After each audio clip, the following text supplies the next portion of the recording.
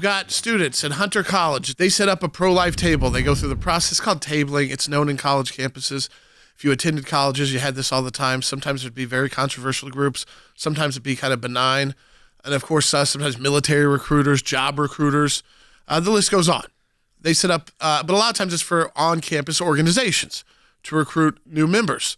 So the pro-life group does it, Students for Life. And then a professor who I don't know if has any connection to these students whatsoever, just sees the display and loses it on these students. Let's show you what happened on May 2nd at Hunter College to those students at the pro-life table. Educating. You're not educating. This is propaganda. What are you going to do, like anti-trans next? Is that what you're going to do next? I mean, no, we're talking about abortion. This is bull.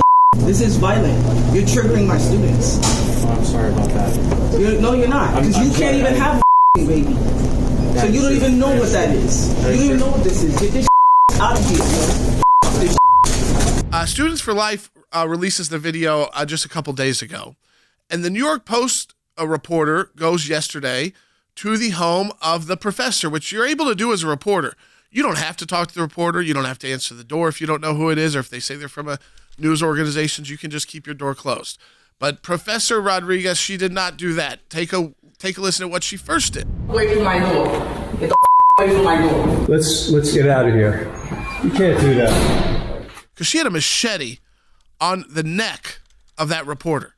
A machete. That is a machete on the neck of the reporter. That's how she opened her door. Not just aggressively saying, get out, get away, which they would have done. No. She takes out a machete and puts it on his neck. So they leave.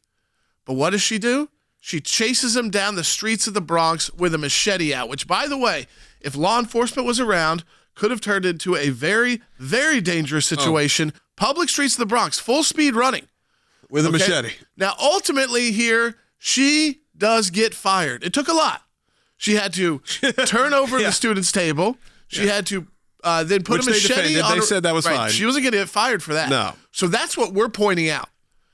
That professor wasn't even put on leave for destroying a student group's setup that they had absolute authority to be there.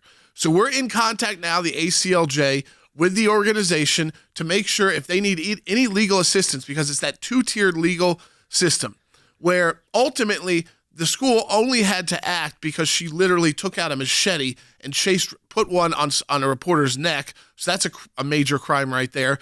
And then went into the public streets brandishing a machete, chasing people down the streets as if she was going to use it, which could result in the loss of life.